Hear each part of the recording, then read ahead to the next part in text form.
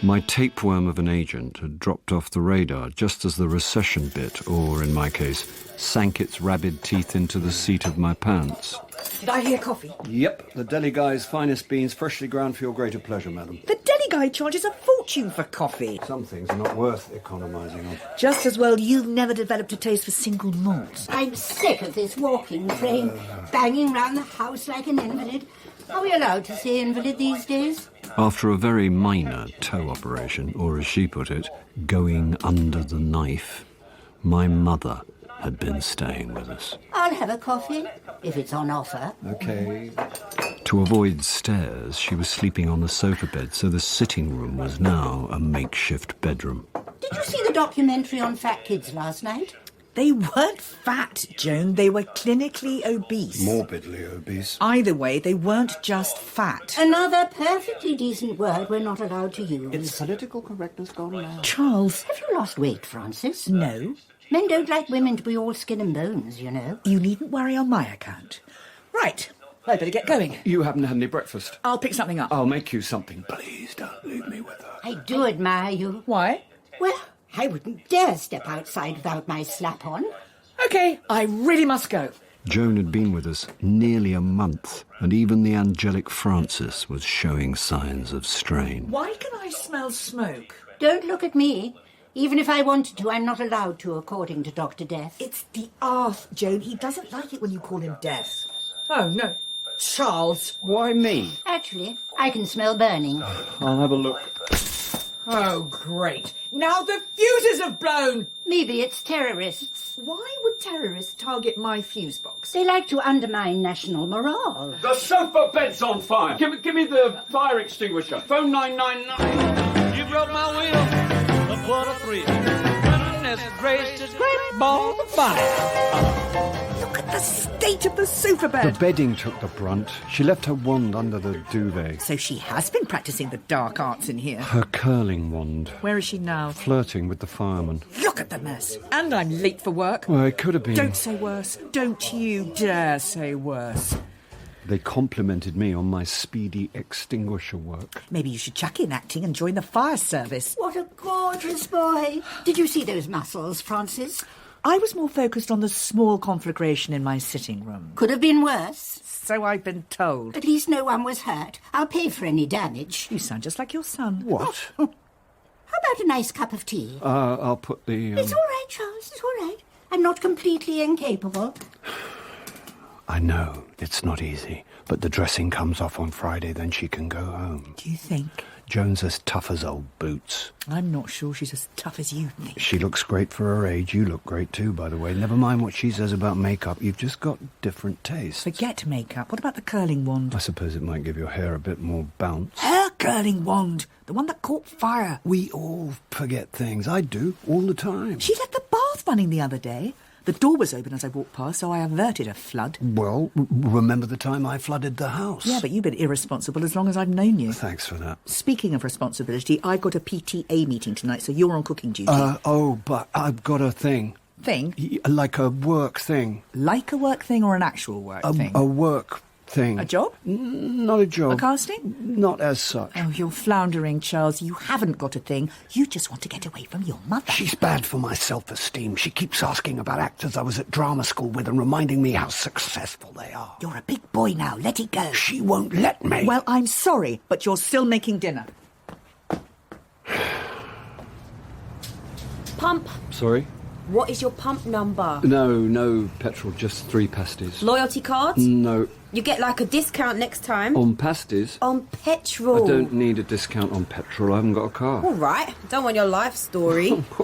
What charm school did they find you at? Don't be aggressive, sir. I'm passive. You're the aggressive one. This petrol station operates a zero tolerance policy. On politeness? On, like, verbal and physical abuse of staff. Just for the record, young lady. My gender is irrelevant. So that's like sexist, which is like inappropriate language in the workplace, which is like violating my human rights. I just want to pay for 3 pasties, which I notice are like made in Slough, not Cornwall. So, strictly speaking, they're like contravening the European Commission's legislation on protecting traditional speciality products. Security to till number 1, please. Okay, keep your bloody pasties. Would security come to till number 1, Don't please? bother, I'm out of here. Oh! Charles Paris? Hugo! Unbelievable! Whoa. Synchronicity or what? I was talking about you last night. You in a rush? See the bad-fitting uniform heading this way? Big guy. And I don't think he's been fed today. Ooh, have you done a bad thing, Charlie? No. Red car's mine. I'll pay for my Right. petrol and we'll get out of here. Just like the old days! And it would have been, apart from Hugo's flash car and the sweet smell of excess oozing out of his leather upholstery. I haven't been recumbent in a car for years. Like it? Strictly for the pre-osteoporosis generation. I'd have loved it when I was 25. I couldn't afford it when I was 25. I can't afford it now. Ah, the outlaws on the run again. Oh, I don't run, I shuffle. Are you still acting? Jacked it in when I realised theatre was never going to keep me warm and fed. You were smart to work it out early. So what do you do? I run a voiceover company. Really? It's brought me the lifestyle, but I can't live in the moment like we used to. Where are we going, Hugo? Exactly what I keep asking myself. No, I mean now. Where are we going now? Oh, where do you want to go? I promised Francis I'd cook dinner tonight. Wow, you two still an item. Semi-attached item. Where are we going, Hugo? How about my place? With an insouciant disregard for speed limits, Hugo tore through leafy avenues and out into the land of gated estates and country clubs, the natural habitat of the Strictly Come golfing set.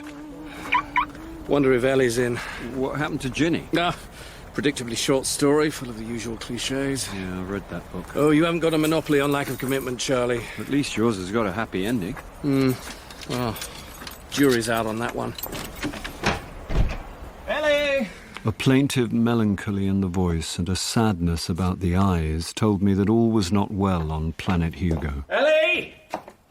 Out yet again. Is it still Scotch? Well remembered. Nice place. See what you make of this malt.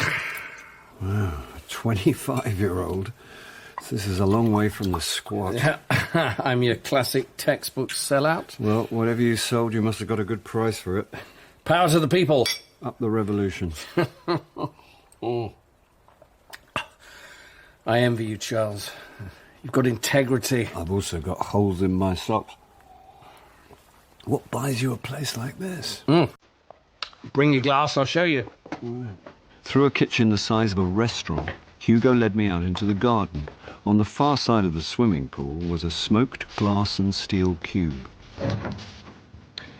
Welcome to the shed at the bottom of the garden. A soundproofed shed? Don't tell me it's just a music den. A bona fide tax-deductible expense. Business is in Soho. This is so I can work from home. I call it my walk-in stereo. What do you want to hear? Surprise me. Yeah, there are a few malts in that cupboard. Choose one and top us both up. In the drinker's chain of command, I rank equal with a field marshal, but this was early in the day, even for me. Downside of living in a bourgeois hellhole is the neighbours. Yeah, oh, cheers. Upside is great contacts like the architect who designed this for me. He belongs to Ellie's drama group. What, Amdram? Ooh, don't let them hear you say that. No, as these things go, they're quite ambitious and experimental. Of course, Ellie's head and shoulders better than the others. Well, she should be after 3 years at drama school. Do the honours. I think I'll hold. Ooh, I never drink alone. For some of us, drinking's part of the daily commute. It gets us to work and sends us home to bed. Hugo was never like that. He boarded the train at Jovial Central, passed quickly through Self-Pity Junction, topped up at Belligerence Parkway before alighting at Misanthropic Temple Meads. So you married an actress? Yeah, she can't get arrested. You'll have loads in common. My meteoric descent goes before me. No. I meant you've been round the block a few times, so you might be able to cheer her up. So she's new to the business? I said my story's full of cliches. Is this the time-honoured tale of the younger woman? Honour doesn't come into it, and Ellie's not much older than your Scotch. The sports car, the funky haircut, the embarrassingly youthful clothes, it all suddenly made sense. Well, you're in the business. Can't you get us some voice work? Nepotism doesn't play well with the clients. Speaking of work, how are you fixed at the moment? Golden rule of acting, no matter how broke or desperate, accentuate the positive. If there is no positive, lie. Well, there've been a few availabilities recently, and I've got projects bubbling under, like irons in fires. Suppose you couldn't do something for me? If you want a job doing, then ask a busy man. What is it? It's just a test, so not for broadcast, but if the client buys it, big campaign. I'm in. You're not just saying that as an old mate? Absolutely not. I'll contact your agent. You say it's not for broadcast? At this stage. We needn't bother, Morris. Cool. Knock off that bottle, then we'll compare it to a Bowmore. From Isla, we skipped across the water to Mull till the afternoon faded in a haze of smoky malt. So when Hugo insisted we adjourn to the theatre bar, I was beyond the rational state of resistance. I'll get these. No, absolutely not. My manner, my sharp. 2 very generous whiskies, please. The bar was the altar of a desanctified church, the walls plastered with posters of past productions. In keeping with the ambitions of the resident company, the latest was Marat Sard. Hugo. Where's the gorgeous Ellie? We're gonna run some Lecoq warm-ups. Did we do Lecoq warm-ups, or did we just act? Sometimes not even that. Clive didn't look old enough to be in a bar, and had that air of overconfidence prevalent amongst candidates on The Apprentice. Are you in the play? Could say. I'm Marat. You should see the DVD of the Peter Brook 64 production. Yeah, Bladers. I don't want another actor's interpretation in my headspace. You should catch ours, though. We put the text aside, workshopped it, and sort of improv the arse off it. But hey, that's the job. Really? I thought your job was a primary school teacher. Sorry, classroom assistant. If anyone needs me, I'm getting some air before the warm-up. Idiot. Drink up, Charles, I'm parched. But before I could bail out, there was another glass in my hand and a suburban bohemian bearing down on us with a wheezy little pug in tow. Hello, Hugo. Yeah. Quiet, Sherry. As Hugo's clearly not going to introduce us, I'm Saskia. Charles. I said quiet. Oh, she's a lively little thing. It's a he. Short for Sheridan. The playwright? Yes, I've heard of him. He doesn't bite. Well, he's been dead for 200 years. The dog, silly. You're just being friendly, aren't you? Well, sure, you're just being friendly. At that moment, he was being a bit too friendly with my left trouser leg. Saskia's another local theft. For my sins. I'm Rosignol, but we're all doubling and trebling like mad. Oh, mad? It's set in an asylum? Yes, I know. He's an actor. Are you? Professional. Oh, wonderful. In real life, Saskia's our very own Orla Guerin. He means I'm a journalist. Oh, have I read any of your work? I'm mainly lifestyle and features. Oh, she does hard news too. Tell him about your in-depth piece recently in the Observer handbag section. We can't all be Polly Toynbee. I may not win the George Orwell Prize, but I get some very nice freebies. I can vouch for that. When are you going to do another piece on Agent Provocateur? Take a cold shower, mister. Have you met Charles? I'm about to. Jeff Winter. Charles Paris. He's an actor. The real thing? Yikes. You're not coming to see us, are you? He said nervously. I'm sure it's a terrific production, but I'm not tonight, I'm afraid. Phew. Jeff breathes a sigh of relief, wipes sweat from brow. Are you the architect who designed Hugo's amazing studio? It's not bad, if I say so myself. Blushes modestly. If you like it, tell your friends. Yes, I'm available for new builds, loft conversions, extensions large and small. No innuendo intended. A man of many talents. He won't say so himself, but my husband also makes a mean Marquis de Sade. I think meanness goes with the territory. When I got the part, I thought it was going to be all Ken Russell, leather and whips. Some hopes. Too much information, Sam. So Charles is thinking, what have I walked into here? I wasn't. Trouble with am dramas is they never stop acting what they imagine actors to be. At last, the star of the show. Don't be stupid, Hugo. I don't think Sherry likes me. Of course he does. Everyone loves Ellie. No one does disdain like an older woman for young competition, and the look Saskia shot Ellie was similar to the one I gave her pug as it frotted my jeans. Ow! Sherry, stop that. I blame the master. That's enough from you, madam. Well, I'm off to get my sad rags on. Yes, love you and leave you. If that woman's breathing, she's talking. How much have you had? Oh, nice greeting in front of my oldest, bestest friend in the whole world. So you're Hugo's partner in crime from the good old days. Well, more understudy. And we're going to work together again. Go down, it's the office. Right, get him in, Ellie. I don't want to be a party pooper, but I'm going to put the brakes on. Oh, that's not the Charles Hugo described. Even I ease up sometimes. I wish he would. Should we grab a table? Yeah. Classically pretty, with a face unetched by age or experience, I'd met countless Ellies in my time. They pour out of drama schools each summer, and unless this one had something exceptional, her career had stalled because the market was flooded with bright-eyed ingenues. Hugo tells me you're an actor. Exaggerating again. You went to drama school. Well, lots of waitresses have been to drama school. Well, you're not a waitress. I know. I'm very lucky to have a wealthy husband and a lovely house in a desirable suburb, etc., etc. Don't knock it till you've lived in some of the Hogarthian hovels I've had over the years. I should be grateful. I just get a bit... I feel out of the loop. Yeah, it's a bad climate at the moment, or so my agent says. Your agent speaks to you. Occasionally, intermittently, okay, rarely. The thing is, ultimately this business comes down to natural selection. Survival of the fittest. Well, if that were true, I'd have been extinct 20 years ago. It's more survival of the bloody-minded. Sorry. It's my mother. What's wrong? Why should anything be wrong? You need to relax, Charles. Take up yoga. Yeah, thanks for the advice. Are you eating out tonight? No, Francis has got a meeting, so I'm cooking. Oh. What's mean? I haven't got much of an appetite since I went under the knife, so don't do anything special for me.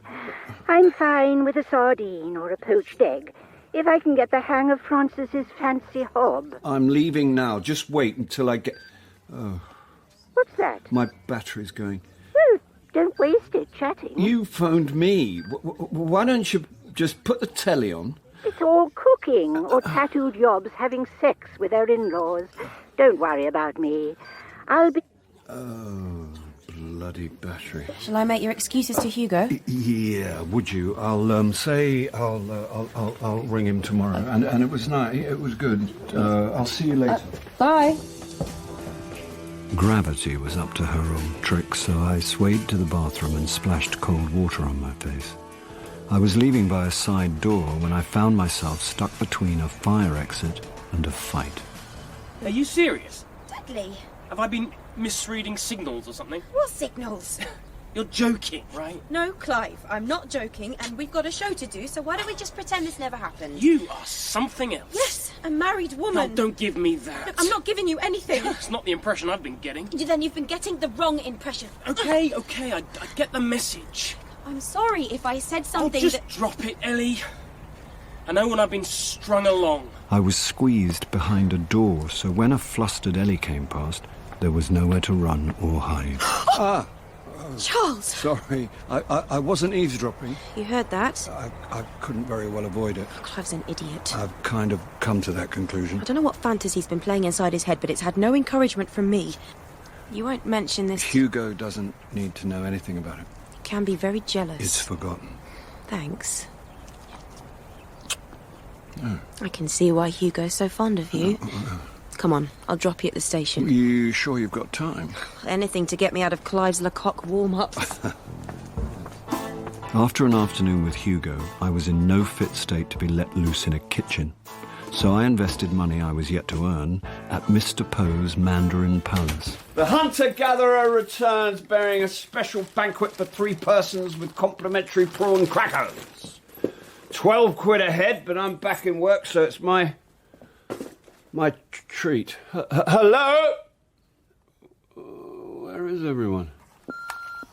Charles, your phone's off, so if and when you get this, I'm at the hospital with Jo. Oh, I thought that was They're next week. sedating her now in A&E. Sedating? Oh, I've got to switch this off again. Ask for us in A&E. What happened? At last. Where have you been? Working. Drinking. I had a meeting. Me too, but oddly I don't reek of scotch. Where's the nurse? They're very busy, Joan. You still haven't told me what happened. She had a fall. That's what they always say. How did she fall? Poor old dear had a fall. Where did she fall? Oh, who's she? The cat's mother? In the kitchen. Excuse me, I am here. How did it happen, I was Mum? on a chair. What were you doing on a chair? She was phoning you. On a chair? On the floor after she fell. My battery's flat. So I discovered halfway through a fundraising presentation. Why do you keep sardines on the top shelf? Fortunately, my battery wasn't flat. OK, St. Francis of Highgate. What's fishy? I'm a crap son. You're the perfect daughter-in-law. Happy? Not perfect, just not as crap as you. I can smell fish. Oh, it's the Kung Po prawns. You stopped off for a Chinese takeaway. I didn't stop off. I picked it up on the way home. And thought it would be a good idea to bring it into a hospital. I didn't think anything. No change there. It was supposed to be a treat. The bag was in my hand. I heard the message and I rushed straight here. Prawns are better than grapes. Is that a surrealist statement or is it the medication talking? You're not too old for a smack. I think you'll find I very much am. What else did you get? Oh, spring rolls, sweet and sour fish, monk's veg, bean curd in chili and black bean sauce. I could kill for a spring roll. I'm not sure you should be eating. If the sardines had been lower down, I wouldn't be in here with a grinding stomach. Now hand over. If you can get over the radioactive colour, I recommend the sweet and sour fish. Francis? Oh, wait. Let's leave Joan to it. I want a word. Oh, can't we eat first? Outside now. Oh. What's with the whispering? Joan didn't fall trying to reach sardines. You're thinking what I'm thinking. What are you thinking? Sheltered accommodation. That's not what I'm thinking. Oh. These accidents have nothing to do with senility. They're to do with Joan being pissed. Don't be ridiculous. Ask the doctor. I've only ever seen her tipsy at Christmas. Well, it's come early this year. Of course, Joan denied it, but they had a real problem working out what sedation they could give her in her condition. Well, who can blame her if she has the occasional tipple? I don't think we're talking about the occasional tipple. I can't be doing with chopsticks. At her age, she's entitled to put a shine on the grim realities of life. I think you two may have much more in common than you realise. Will someone fetch me a bloody fork? Joan was kept in overnight for observation. It had been one of those days I was glad to leave behind. Frances drove us home in the hush of her new electric car. Then I crept off to my room and crawled into bed.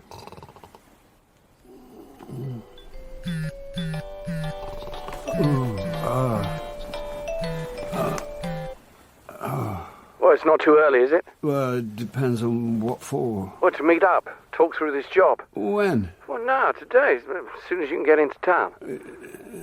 The minute I arrived at Hugo's Soho office, I could tell he was on edge.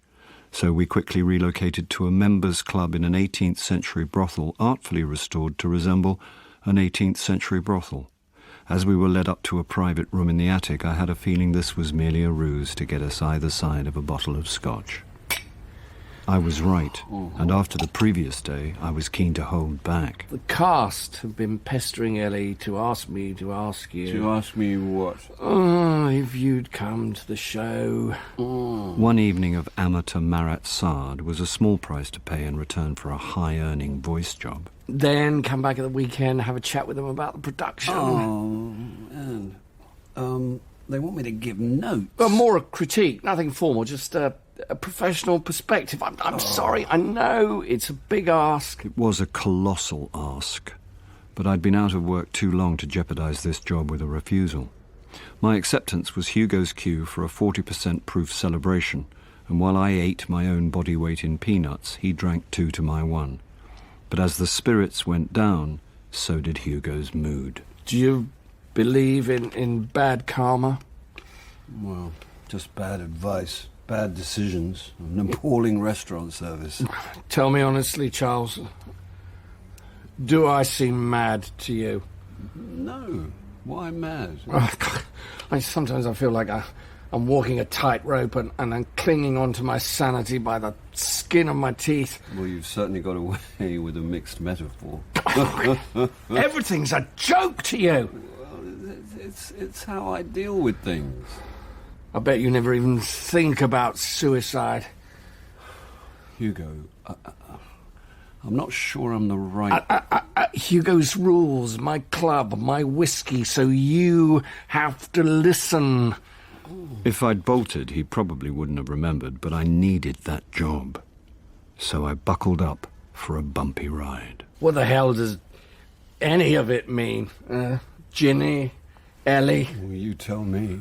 You meet someone, get married, have kids, they grow up, suddenly parents got nothing in common. Is that what happened with Ginny? You ever met a moron, Charles?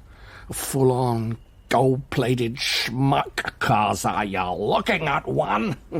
Yeah, I was a dumper. I did the walking out, and you know what? It was the biggest mistake of my puny little life. What about Ellie? What's the point of a younger wife you never see 'cause she's so bored with you? She spends all her time doing amateur bloody theatricals. At least you see, Francis, and I bet your kid... Juliet's no longer a kid. Oh, I bet she doesn't hate your guts. Mine refused to see me. I'm the guy who's got everything and nothing. If you were me, wouldn't you want to lash out? Drunk as he was, I didn't like the sound of this. I mean, who'd blame me if I just... What? So what do you think, Mad? Or not mad? Mad people don't think they're mad. Maybe you should get some help. What, are you my shrink all of a sudden? No, but I drink too much, which qualifies me to recognise when someone else does. Oh, you self-satisfied prick! Well, that was a waste of good scotch. Feel better? I need a drink. Leaving Hugo slumped in a wing-back chair, I emerged into the reassuringly stale Soho air. Heading home, I tried to shrug the afternoon off. Hugo was volatile, but violent? No. But time changes people, and this was a side I'd never seen. Hi, Francis. They're sending Joan home. Home? Oh, don't be stupid. She's in plaster. It looks like she'll be with us till Christmas, which is good. What definition of good is that? We're going to have to help her, Charles, but I think this is going to be good for you, too. Why don't I like the sound of this? Try thinking of it as an opportunity. What are you talking about? A dry Christmas. Charles? Are you there, Charles?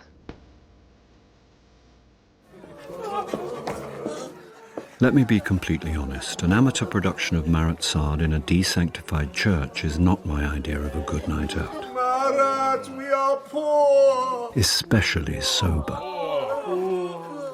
My old friend Hugo was putting some voice work my way, so when he told me his wife Ellie was playing Charlotte Corday, I couldn't very well refuse. And the poor stay poor! And I was sober because my mother was staying with us and Francis had a bee in a bonnet that Joan was on the juice. The poor stay. But the only thing getting me through the evening was the promise of a post-show drink. Let me die now. Thanks for coming, Charles. It was a real pleasure. Liar. Well, it was good to see you on stage at last. Didn't I say Ellie was brilliant? She was also beautiful, half his age, and punching way below her weight. Attractive younger woman marries rich businessman. Who'd have thought? She shows out the rest of them. They will hear you. I don't envy you, Charles. Have your work cut out at that critics' forum. Yeah. In a moment of madness, I'd rashly agreed to return on Friday night to give my professional thoughts on the production. Well, Hugo was giving me work, so how could I say no? They all take themselves terribly seriously, so if I were you, I'd shoot from the hip. Are you sure? They definitely don't want flattery. Tell them what you think. Ellie? Excuse me. I better do some hellos. Oh. Another drink? I've got to make a move. I'm working tomorrow. Oh, boring. I'm working for you. Oh, in that case, you can go. And, hey, thanks, Charlie. Ellie really appreciated it. Pleasure. Talk to her. I'm shaving. Just talk to her. Why? She's your mother. And stop rolling your eyes like a teenage boy. Teenage boys get more privacy than I do. After a fall, my mother's temporary residence was fast becoming permanent. A couple of minor mishaps, and you're convinced Joan's on the sauce or losing her marbles. She could be depressed. I'd be depressed if people kept banging on every time I had a little accident. Your little accidents are always booze-related. On the upside, if she is depressed, we don't need to have a dry Christmas. You've fallen off the wagon already, haven't you? Will you stop badgering me in the bathroom? Badgering's a gender-laden euphemism for nagging, which men use when women try to persuade them to grow up and take responsibility. Whoa, Woman's Hour started early today. I don't ask much, just a little me time. Your entire life consists of me time. Joan needs someone to talk to, and you're the one to do it. I'm really not. She's your mother. I've got a busy day. Charles! Okay, I'll talk to her. Thank you. Now, would it be out of the question for me to have 5 minutes privacy? Of course. Oh, stop it.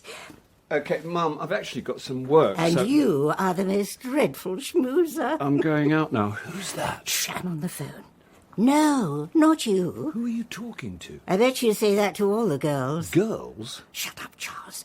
As it happens, I did dance when I was younger. My mother even taught me to Charleston. Are you channeling Gypsy Rose Lee? Charming as this has been, Morris. Morris? Charles wants to talk to you. No.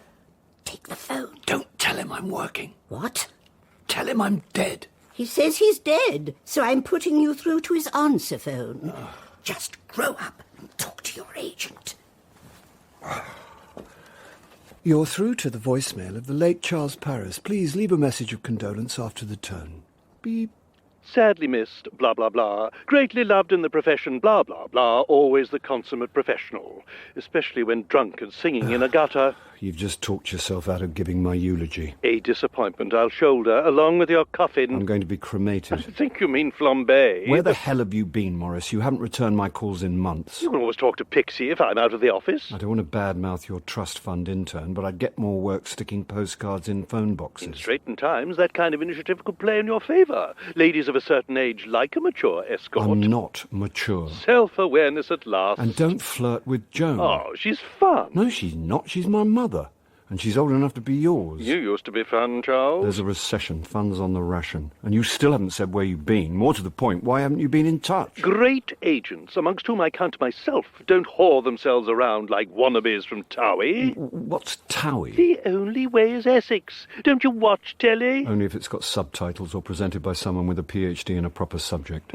Unemployment's wasted on you. Just remind me, what you actually do for me? As a top industry professional, I work discreetly behind the scenes. I pass like night from land to land. Bar to bar. I have strange power of speech. It's called bullshit. Would you rather I was chewing the fat with you or hanging with players who can offer you work? I won't even entertain such a ludicrous fantasy. Are you doubting my contacts? My database is the envy of the profession. It's not a profession, it's a mob. What is the collective noun for agents? An adjunct? I didn't phone you to trade insults. A percentage? Most amusing. A sponge? Finished? Barely started. Pity, because I've got you a job. What? And it's a film. Film? Only a small part. But a film? They want to see you this morning. I can't do this morning. Of course you can. I can't. It was sod's law, but what could I do? I was under contract to Hugo. I'm busy this morning. Very good. You nearly had me there. Seriously, I've got things to do. What things? Private things. Hugo's voice job was my first work in months and promised to be a nice little earner. So I had to think fast to stop Morris, the old bloodsucker, creaming off 10% for sitting on his backside. Come on, Charles. I'm your agent. I'm practically your doctor. You can confide in me. I can't. I really can't. It's too personal. Personal? Yeah. Is it rehab at last? I'm not allowed to say. Oh, this is very difficult. But seeing as it's you, I'll try to reschedule. Thanks. Charles? What? If it is rehab, you're doing the right thing. Cheers, Morris. Good to know you're there for me. I wouldn't go that far. Last time I saw Hugo, he was wallowing in self-pity and drowning his sorrows in scotch that wasn't making him any happier. So it was a relief to find him perky, sober, and highly professional. Sport and Drive for Men is anatomically shaped and made from a revolutionary superabsorbent material. So, if you're one of the 3.6 million men with bladder weakness... I wouldn't mind going again. Sounds like you need the product. Thank you. Let's try one with a bit more energy. You mean faster? More pace, a bit sportier, aspirational. Sporty, aspirational incontinence pads. Okay. Okay, Hugo, ready when you are. And green light coming. Sport and Dry for Men is anatomically shaped and made from a revolutionary superabsorbent material. So, if you're one of the 3.6 million men with bladder weakness, you need never stop the big game. Sport and Dry for Men. Keep on playing. Okay, you were great, but we had some technical problems, so let's go one more time. We went dozens more times before Hugo was happy, so it was past lunchtime when he suggested we adjourn to his club. Despite my better instincts, I agreed. Oh, onwards and upwards. Cheers. Oh. Now, if the suits at Sport and Dry go for the test, and between you and me, I'll be amazed if they don't, we'll have a very nice little bonus at the end of the year. I'll drink to that. Out of interest, you be up for more? Too right, I'm always up for work. Good, because there's a few things crossed my desk which could have your name on them. Count me in. Well, let's drink to it. It's no secret I'm a long way from abstemious, but Hugo had downed a second quadruple and was pouring a third. He was doing 3 to my 1, a good return on the horses, but a hell of a hangover in a bar. Now, I don't want to come between an actor and his agent, but I get the feeling you and, what's his name? Morris. Yeah, you and Morris are not the best fit. Well, it's like a marriage. We've been together so long, I can't imagine life without him. Does he handle everything? Given the chance, he'll take his cut of nothing. You know, my company's got a small list of clients. I didn't. Now, it's strictly voice work. We're not general agents. Look, don't want to be cited in a divorce, but I reckon we could put a lot your way, if you're interested. I'm interested. Well, look, we'd love to have you, so why don't you sleep on it? Yeah. Check out our clients on the website. Let me know Friday. Friday? The Critics Forum. Oh, of course. You'd forgotten. No. I'll be there. Try keeping me away. Great. Fancy a plate of pasta? Yeah. Glad of an excuse to avoid confronting my mother, I spent an hour in a Soho trat helping Hugo demolish 4 bottles of Valpolicella. You know what we should do? Yeah, go home. Go clubbing! I could never hurt a seal, those big eyes. No, seriously, Charlie. Aren't you tired? Well, nothing some MDA won't sort out. We'll meet some girls, dance all night. Have a cardiac arrest in the morning. It'll be fun. It'll be humiliating. If you want to go clubbing, you have my blessing and joy. Well, I'm not going on my own. Well, it's your choice, but I'm too... Don't you dare say it! No. Hugo's rules. What? The O word is bad. Well, how about the K word, as in knackered? Right, what about lap dancing? A room full of men looking at women who despise them is not my idea of erotic entertainment. All right, then burlesque. Striptease for Guardian readers. Charlie! You've got a beautiful young wife at home. Go and spend the evening looking at her. You're no fun. Yeah, I bet she is. What's that mean? Nothing. Well, have people been talking? No, Hugo, I promise. Another of my little accidents, only this time I seem to have inadvertently stumbled into a raw nerve. Go home, Hugo. Well, what's the point? Ellie won't be there. She never is. Come away from the curb. Always in a bloody drama group, or so she said. Watch it! Oh. Sorry, he's had a few. Let's get you to a station. Yeah.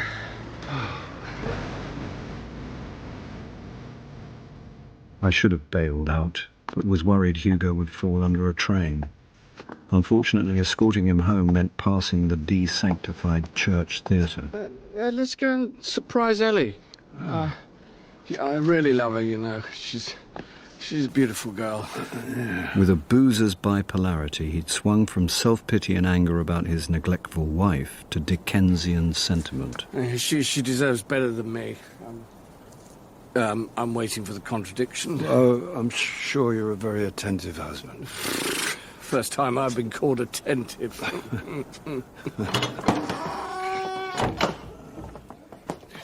Peace be upon this house of prayer. Oh, God. I got the wrong night for the Critics Forum, he asked nervously. Charles has just popped in for a drink. Actually, I can't stay. Of course you can. I'll get this. Very Christian of you, Jeff. By day, Jeff Winter was an architect. By night, leading man and sometime director. Very large scotch, Hugo? Supersize me and Charles will have the same. Actually, 2 very large scotches when you've a minute, Owen. God, where is everyone? Someone's being killed off on EastEnders. Hugo led me to a corner table. One for the road and then I'll walk you home. Oh, you're like a mother hen. It's my mother I'm thinking about. She's staying with us. What, and Joan? Yeah. Oh, she let me sleep on our floor when we toured the Alchemical Roadshow. Ah, she was fun. So I'm told. Very fond memories. Really? Very. Yeah. Back in the day, I had a bit of a thing about her. What? No, quite a thing. This is my mother you're talking about. Well, she was hot. Oh, please. Well, it's just a youthful crush. Oh, that's okay then. No, I didn't make a move. This is an Oedipal nightmare. There we go, gents. Sinking his scotch with joyless urgency, playful Hugo was replaced by his solemn doppelganger, who slouched off to the bar for a refuel. We're all looking forward to your feedback. It's good for us amateurs to get a professional response. Well, I'll do my best. But you must be honest. Shoot from the hip. Don't hold back. We want discourse, not flattery, he said with trepidation. Are you schmoozing the critic? I was telling him not to pull his punches. Feel free to ignore my husband. If you want to throw any compliments my way, I'm happy to receive them. Is Ellie here, Hugo? Mr. Chuckles, his usual fun-loving self. Where is everyone? Watching telly, Clive. How depressing is that? You can't blame people when they've had a hard day at work or a harder day out of work. I'm surprised at you, Charles. Clive was such a pompous little prig. The contrarian in me had to put up a defence for popular entertainment. Also, I'd seen him act, and he was less method, more methadone. Jeff, I've been doing some research into Brechtian techniques of alienation. Actually, we've got to get going soon, haven't we, Sass?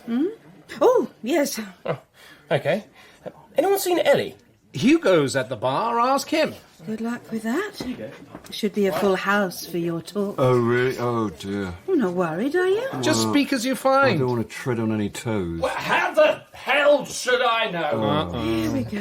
What does everyone think I know or care where my bloody wife is? Come on, Hugo, let's get you home. Oh, don't come on, Hugo, me. Let's get some air. I don't want air, I want a drink. Don't you think you've had enough? Get off me, Charles! Do you know what? I've had enough for one night. You can bloody well get yourself home. No, Charlie.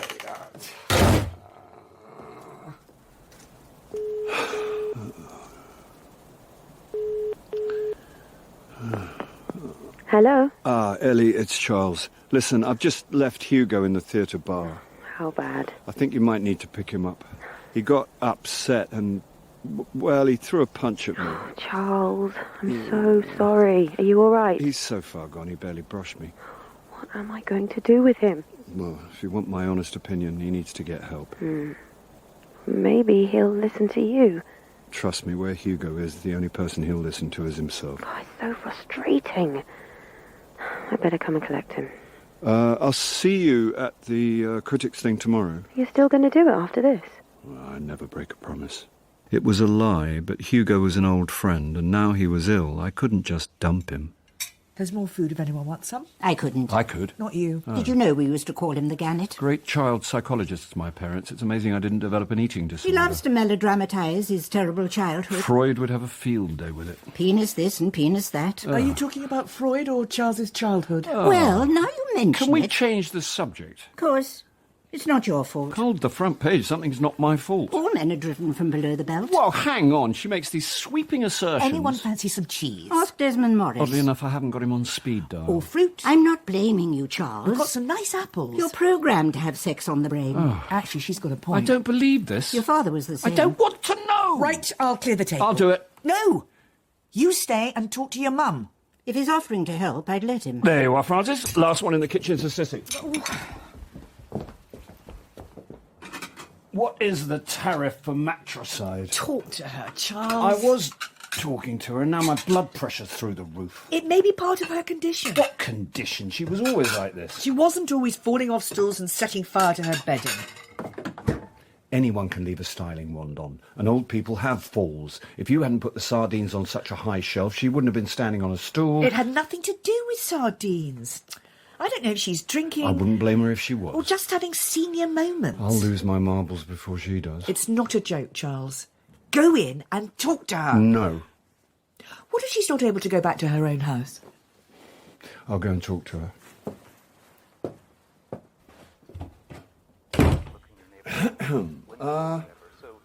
Oh, anything good on?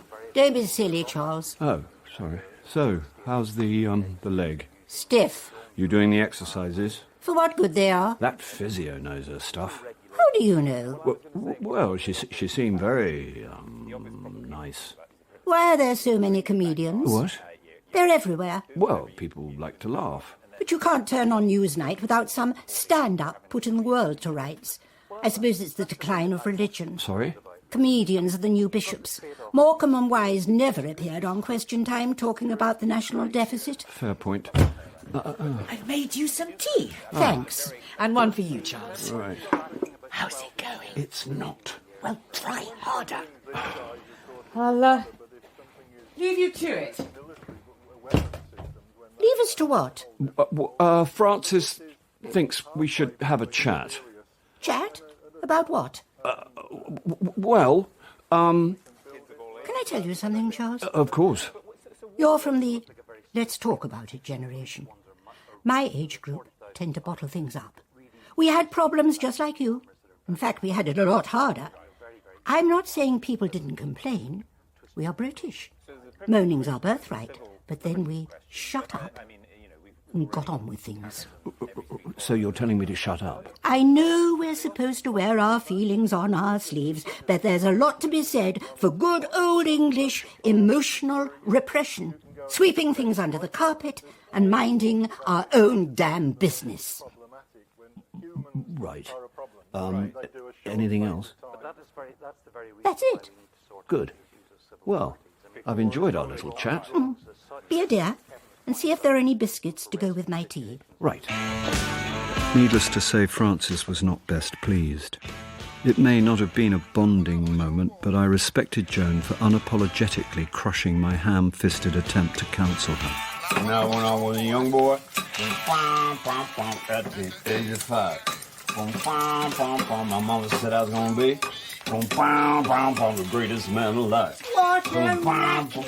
This racket is muddy waters. Not him, you. Oh.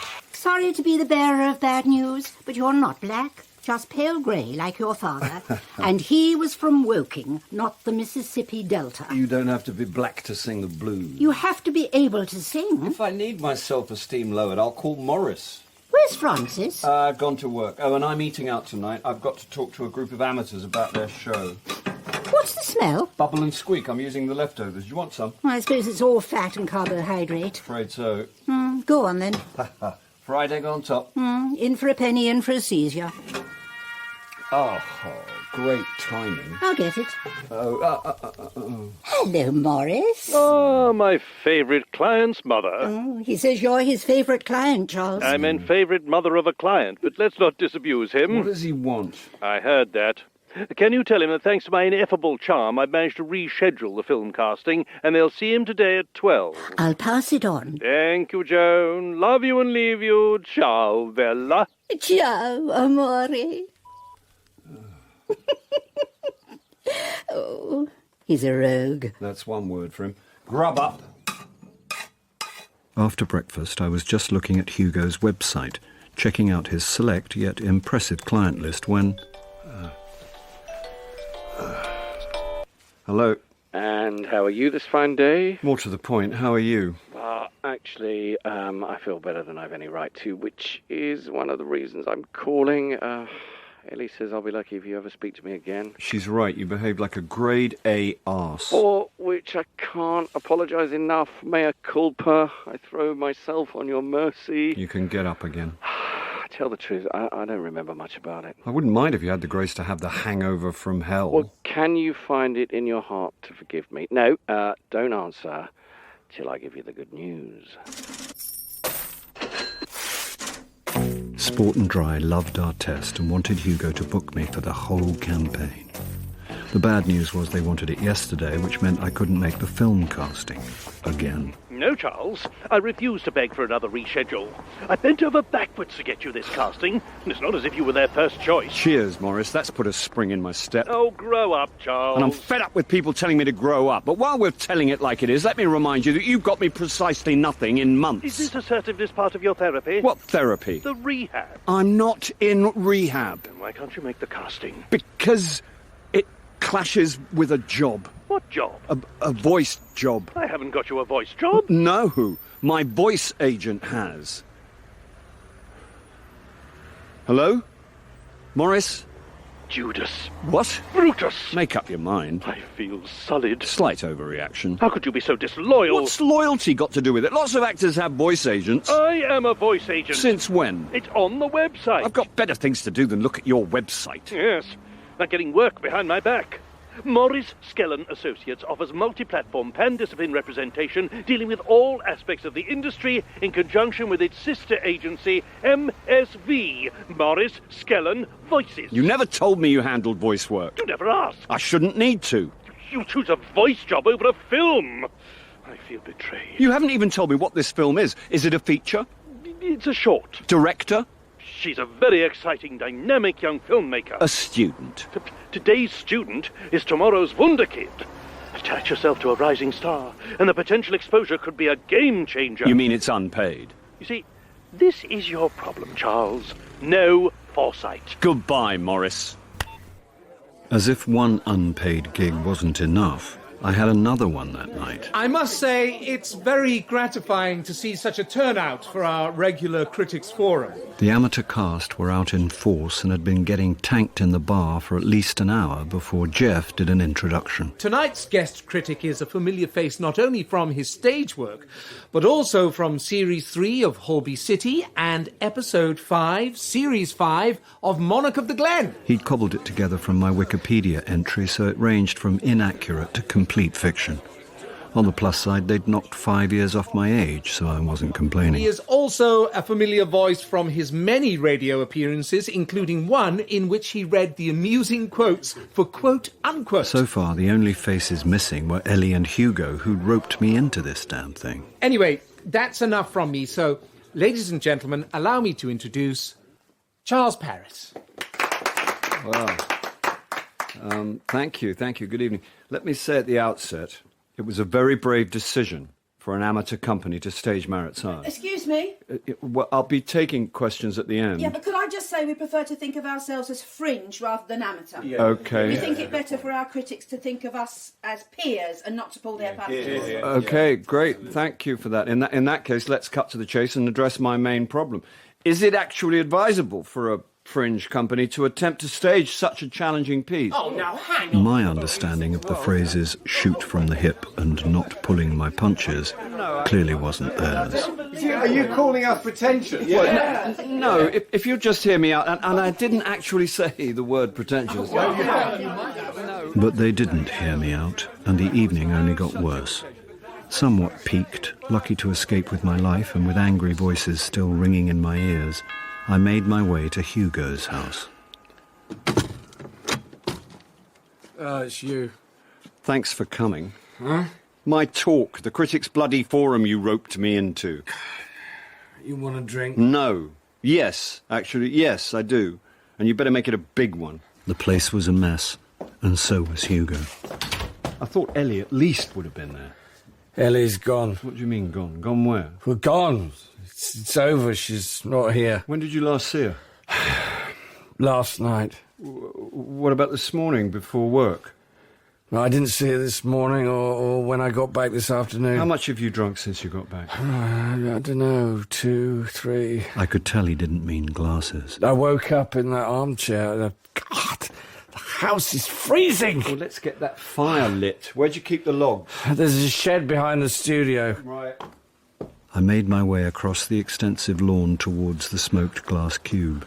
In the pitch dark, I remembered just in time there was a swimming pool between the house and Hugo's studio. Oh, sod this for a game of cards. Feeling my way into a plastic garden chair, I took out my emergency cigarettes and flicked the lighter. As the flame flared and flickered, I made out a shape underneath the pool cover. Oh, no. Hugo! The water was ice cold as I tore at the heavy cover. Hugo! But there was no need to hurry. Ellie was floating face down, and it looked like she'd been there some time.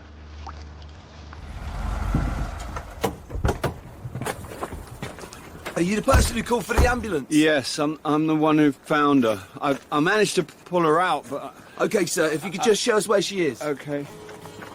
Soaking, freezing, still in shock, I led the paramedics through Hugo's expensive house and into the expansive garden. The optimist in me hoped to find Ellie alive, well and wrapped in a bathrobe. In reality, she sprawled lifeless where I'd fished her out of the pool.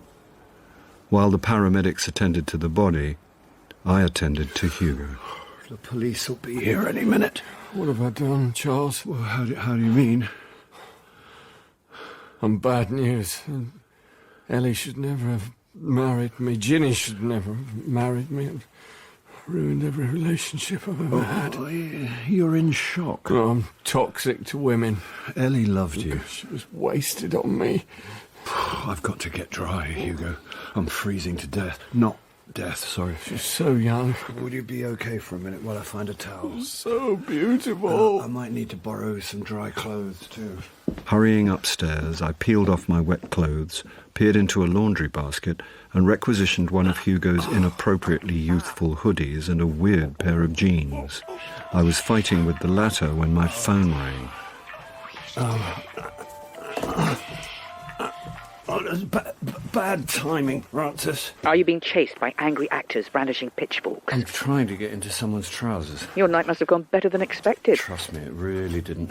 Didn't the Amdrammers appreciate your critique? I'd been coerced to give my thoughts on an amateur production of Marat Sard, and although the cast hadn't actually driven me out of town with flaming torches, Francis wasn't far off the mark. I don't understand these trousers. Do trousers need to be understood? They don't fit in any one place. How can they be hanging off my waist and clinging to my calves? I look like I'm auditioning for Aladdin. They sound like carrot tops. Whatever they are, they're bloody uncomfortable. Whose are they? Hugo's. Why are you putting on Hugo's trousers? Mine got wet while I was pulling his wife out of the outdoor pool, and before you ask, I wasn't drunk. Methinks he protests too much. Believe me, after the evening I've just had, I wish I was drunk. You haven't been playing Scrabble with Joan. No, but I've found Hugo's wife drowned in their pool. What? Yeah, hence the wet clothes. That's horrible. I saw something underneath the pool cover when I stopped for a cigarette. Oh, Charles. Hey, I'm practically off the sauce. Don't beat me up over a single fag. That was a sympathy O, not a judgmental O. Oh, well, thanks. I think that's the police. Listen, I see a long night ahead, so I wouldn't wait up. Mr. Paris, sorry to keep you waiting. How's Hugo? In shock, understandably. Yeah. What time did you get here this evening? I ran through the main events. I could have skipped the fact that my mother was staying with me and Francis, but in an attempt to prove myself innocent of any wrongdoing, my nerves ran away with me. Because she fell off a chair. Like I said to my wife, Joan's not getting any younger, so why shouldn't she? If we could get back to the events of this evening. Oh, of course, sorry. You say you and Mr. Mencken are old friends. We hadn't seen each other for ages till recently. But you'd say you know him well. We were students together back in the 70s. We toured in Mr. McGuffin's Alchemical Roadshow. You're too young to remember. It was a pretty hardcore, radical company. I'm more of a Lloyd Webber man. Ah. So you and Mr. Mencken go back a way? Yeah, I remember his first wedding. What happened to that marriage? Divorce. Do you know why? Well, who can say what goes on in other people's marriages? It was meant as a perfectly innocent truism, but the detective gave me the gimlet eye, waiting for more.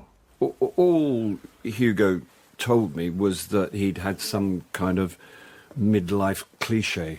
He and Ginny had been together years, then the kids grew up. He met Ellie, she was young. He was flattered, you know the story. Do you happen to know if he had a lot of extramarital relationships? I couldn't say. And since you got back together, has he said anything about his marriage? Not much. I mean, I think he was a bit frustrated the amount of time she spent with her drama group. Frustrated? She was out a lot at rehearsals and stuff. So you think he felt neglected? Well, Ellie's acting career hadn't taken off, so she joined a local group to sort of keep her hand in, and Hugo started out as an actor, so he knows what it's like. What is it like? Acting, well, mainly quiet, with periods of intense activity followed by complete silence. Do you think Mr. Mencken suspected his wife was having a relationship within this drama group? All I had to do was keep it simple and say no. No. I mean, she was a striking-looking woman. She was bound to attract male attention. I seem to have developed Tourette's. I just wanted to tell the truth, but I couldn't open my mouth without throwing a shadow of suspicion. Does Mr. Mencken have much of a temper? Well, we all have our moments. What sort of moments does he have? In the past few days, Hugo had smashed a bottle against a wall and taken a swing at me. The last outburst had also been witnessed by a bar full of amateur actors. He may be a little volatile. One more thing. Does Mr. Mencken have a drink problem? Yes, he does. Well, what else could I say? It didn't take police training to smell the alcohol on Hugo's breath. Thank you, Mr. Paris. If you could give your contact details to WPC Marsh in case we need to be in touch. Right. Everyone was asleep by the time I got home, and dog-tired, I crawled onto my bed, still wearing Hugo's cast-me-offs. Morning. What time is it? Nearly 8 Which one? a.m.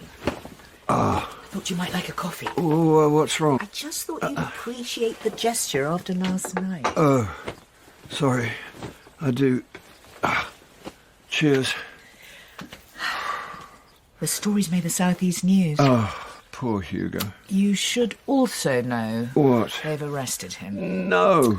They're making it sound like he's the main suspect. Oh. What's the phrase they use? The police are not pursuing any other lines of inquiry. Oh, what have I done? What have you done? It's my fault. Ellie's drowning? Hugo's arrest. What's it got to do with you? I had to give a statement, but whatever I said came out wrong. I'm sure you're imagining it. I'm really not, Francis. Every time I spoke, I dug Hugo deeper into a hole. What am I going to do? What can you do? Well, I can't let an innocent man go to prison. Whoa, slow down and rewind. You don't know that he'd be found guilty. If they're not looking for anyone else... I know Hugo's a friend, but do you know he's innocent? You're not serious. I'm just saying. Don't be ridiculous. They say anyone's capable of murder given the right circumstances. Don't look at me like that. Hello? Are you decent? That's a leading question. Oh, you're in there too, Francis. I don't want to interrupt anything. Just come in, Mum. Oh, not if you're having a rapprochement. Our rapprochement days are long over, aren't they, Charles? I feel uncomfortable with this conversation. Why are you dressed like a teenage skateboarder? Those are clothes you came home in. Oh, I don't think you're right for a hoodie and carrot tops. What do you know about carrot tops? I keep up with current trends, and let me tell you, this one's not for you. I'll bear it in mind. Try growing old with dignity, Charles. Was there something you wanted? My leg feels a lot better, so I think it's time I pulled my weight. Well, you mustn't overdo it. No, we don't want any setbacks now you're on the mend. I'm so bored stuck indoors. You'd be doing me a favour. What do you want to do? How about I make dinner tonight? You don't have to get adventurous. Charles doesn't trust my cooking. It's not that. Thanks, Joan. That would be lovely. Good. So, straight home after school and no skateboarding with your crew. What did you say about anyone being capable of murder? I hadn't spoken to Morris since his hissy fit about my voice agent. I also hadn't had a drink for 24 hours, and I couldn't face one without the other. There you go, Charles. 1 extra large double. Cheers. As my new voice agent was now on a murder charge, I took it upon myself to be the adult and call Morris. Charles, good of you to find the time in your busy schedule to call your agent of several decades standing. I wanted to clear the air. The air's perfectly fresh in W1. Is there a sulphurous whiff of perfidy in N6? My conscience is spotless. Well, that's what counts. I don't know why you're being so prickly. There's nothing prickly about me. Can I point out that practically every actor I know has separate representation for voice work? Even when their acting agent runs his own voice agency? Which you never told me about. Because you never asked. I shouldn't have to ask. Perhaps if you showed more interest in the agency... I give you 10% plus VAT. I didn't realise I had to follow you on the FTSE 100. Oh, no. Now you're just being childish. I'm not the childish one. Yes, you are. No, I'm not. You are. I'm not. Are. You're the one who expects me to do everything for you. Something would be nice once in a while. If this is your idea of clearing the air... OK, let's just draw a line under the whole thing. Let's. Good. Right. Fine. So, is there much happening? Work? In quantum mechanics, yes, work. Well, that depends. On what? The client. Let me rephrase. Is there much happening for this client? Surely you're too busy with your burgeoning voice career. OK, Morris, you've made your point. Forget work. Is there any juicy gossip? Well, even that's gone quiet in the recession. You think people have stopped having illicit sex? It's not called a downswing for nothing. Oh, there's the Hugo Mencken case. You knew him, didn't you? Don't recall. You were both in that narco-syndicalist science fiction touring company. No, I don't think... Mr. McGuffin's Alchemical Roadshow. You know what they say, if you remember the 70s, you weren't there. Oh, I remember it only too well. How could I forget Charles Paris naked, apart from German expressionist body paint? I was young and needed the money. No one got paid. It was worth it for the makeup girl. You do remember it. Once he embraced free market capitalism, Hugo did very nicely for himself. Oh, I wouldn't know. Cashed in his ideological chips, set up a voiceover company and made a heap. Really? And now he's facing a murder charge. Oh, terrible. I thought you'd show a bit more interest in your old friend. Well, I haven't seen him in a long time. Oh, yes, it must be, what, a few days since you did that test for the Sport and Dry commercial? Are you there, Charles? You've gone very quiet. You've been playing me. Aren't I wicked? Know this about me. Nothing gets past Morris. Enjoy your whiskey. At a loose end and feeling guilty that I'd fueled the flames of suspicion against Hugo, I looked up the time of his hearing and made my way over to Wimbledon Magistrates Court. I was early enough to catch the support act. From the public gallery, I stared down at a scowling ne'er-do-well with the classic features of fetal alcohol poisoning, a Crookshank illustration of low-life made flesh. And that was just the magistrate. Eventually, Hugo was led up from the cells. Suited and booted, he looked hunched, exhausted, and bewildered. Are you Mr. Hugo Mencken of Elmview, the Avenue, Surrey? Yes. Could you speak up, please? Yes. The hearing only took a few minutes from beginning to end, and the magistrate decided that the accused should be held on remand. It was so depressing. Where's he being held? Wormwood Scrubs, but I think remand prisoners can get moved around. What's she making out there? Since I got in, I haven't been allowed in the kitchen. Oh. Buggeration. I'd better go. Leave her to it. She wants to do her bit. Oh, she could join the Territorial Army. She's bored out of her mind. That's no reason to risk life and limb. When my mother gets experimental, you don't know what you're going to get. Hypocrite. What? Mediterranean fish cakes. Smells good. I got the recipe and ingredients from that gorgeous boy at your Italian deli. The boy must be 50 if he's a day. He's very charming. He can certainly charm the cash out of your wallet. It's my money. Yes, don't be so ungrateful. Sorry. Aha! The plates are hot. Yeah. Well, I must say, they look great. Good. Well, tuck in.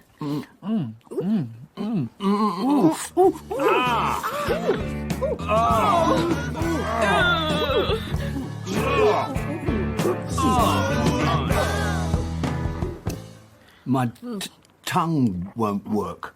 My lips are shrivelling. Oh, have some more water, Joan. My mouth seems to be contracting. Mine's turning inside out. Everyone keep drinking. Oh, you know you're supposed to soak salt cod overnight.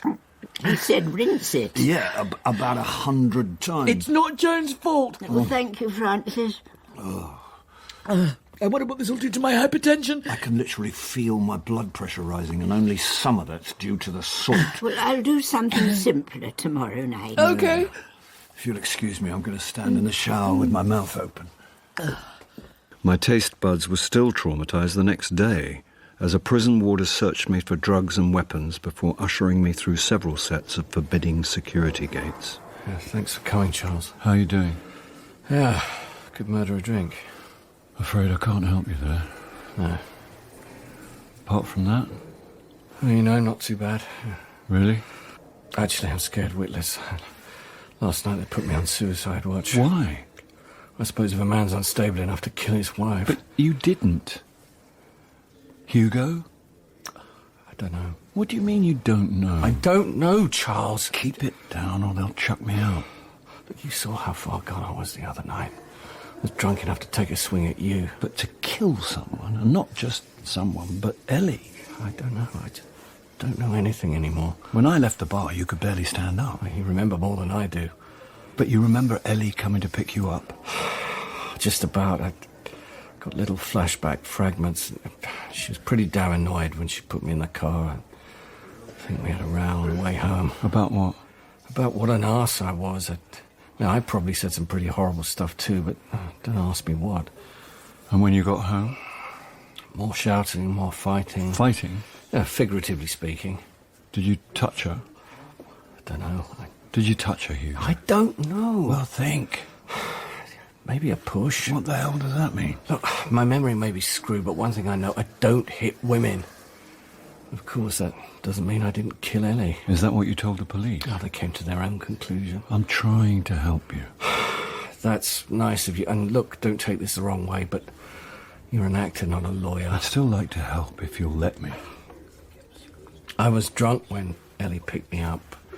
We rowed, she stormed out of the room. I carried on drinking. Stormed out where? Well, I fell asleep in an armchair, so as far as I know, she could have gone to bed or driven off to see her lover. What lover? Was she having an affair? I don't know. Well, was she or wasn't she? I never caught her in flagrante, but, well, you know the signs. Whispered phone calls, and quickly hanging up when I walked in, going out to meet a friend. Any particular friend? Would have been no shortage of applicants. At the drama group? You saw the way they all sniffed around her. I'd seen cocksure Clive trying his luck, but Ellie gave him the brush off in no uncertain terms. On the other hand, Clive might not be good at taking no for an answer. Did she have any close friends she might have confided in? Since we moved out to the suburbs, she'd lost touch with most of them. No, there was this ditzy friend she'd been at drama school with. Name? Holly? Holly Radford. She didn't approve of me, so they used to meet up for the odd girls' night out.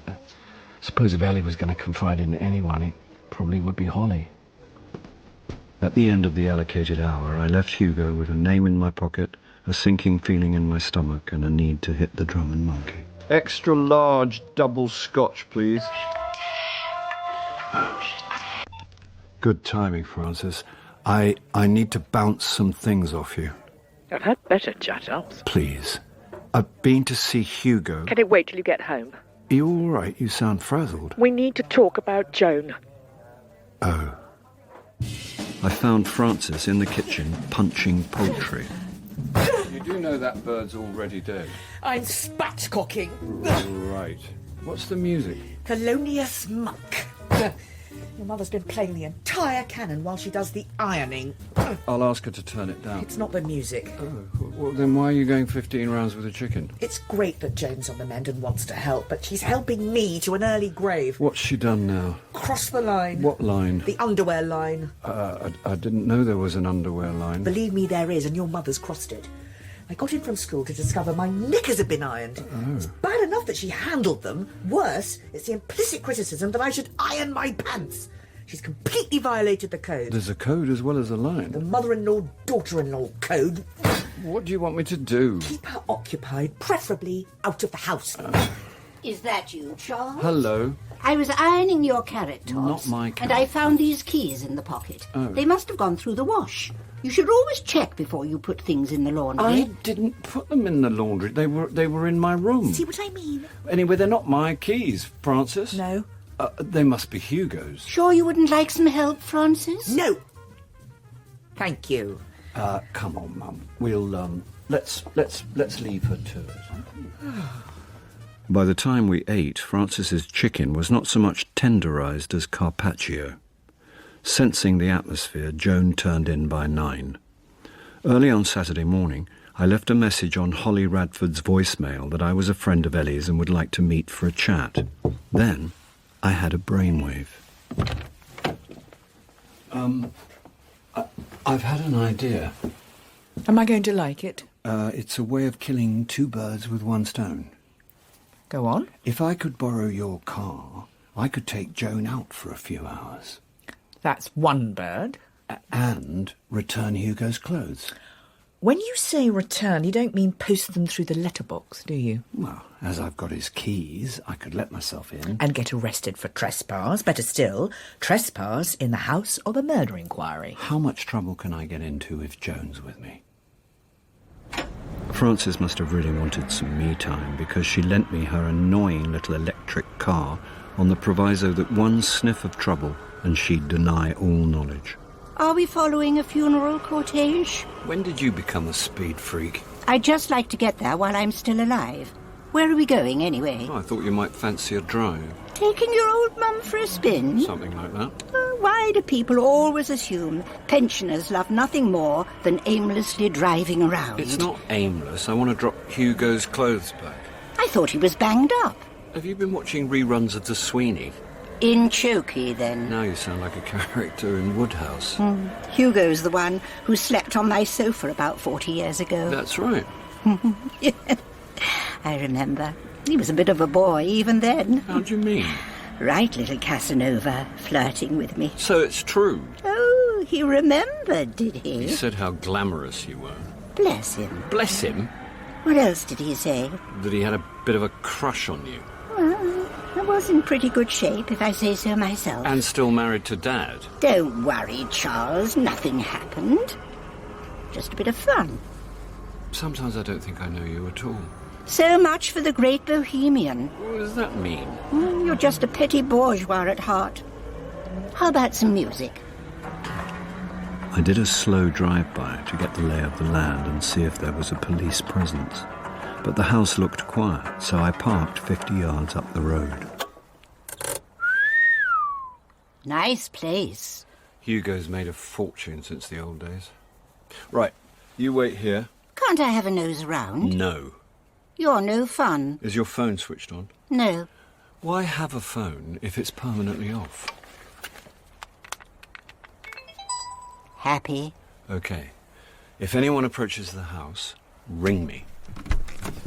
The detached house was surrounded by trees, but I couldn't help feeling the entire neighbourhood watching me as I unlocked the front door.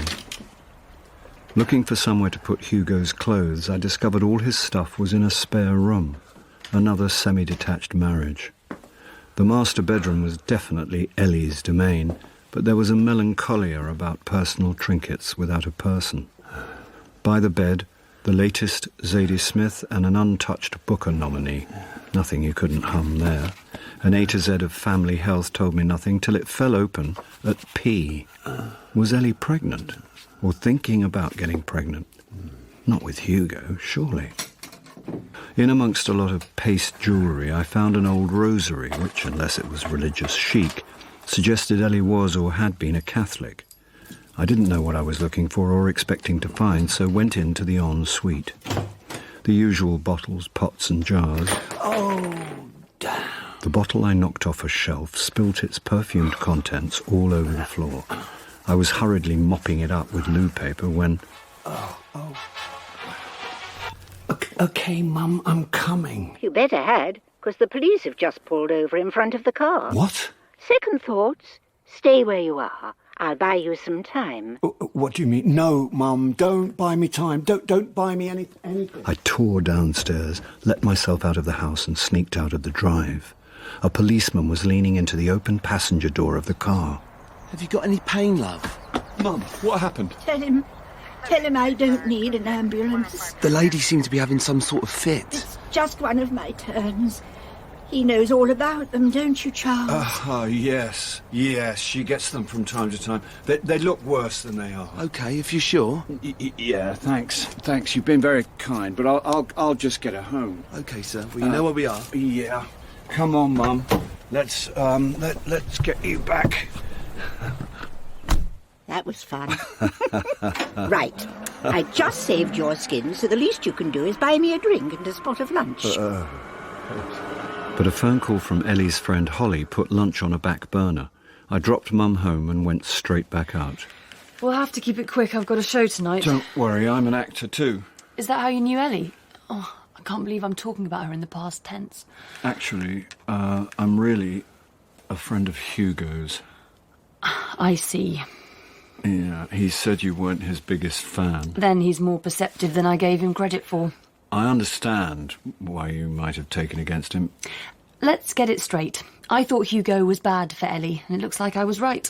You think he killed her? What I think's irrelevant. It's what the police think that counts. Well, they do get things wrong. What do you want, Charles? A picture of their marriage. She was young, beautiful and talented. He was old, resentful and controlling. That pretty much sums it up. How did he control her? Apart from moving her into a pretentious house in that stifling suburb and suffocating her career at birth. Well, she went along with it. She thought she was in love. Such cynicism in one so young. Yeah, well, I've lived a bit. I could believe it.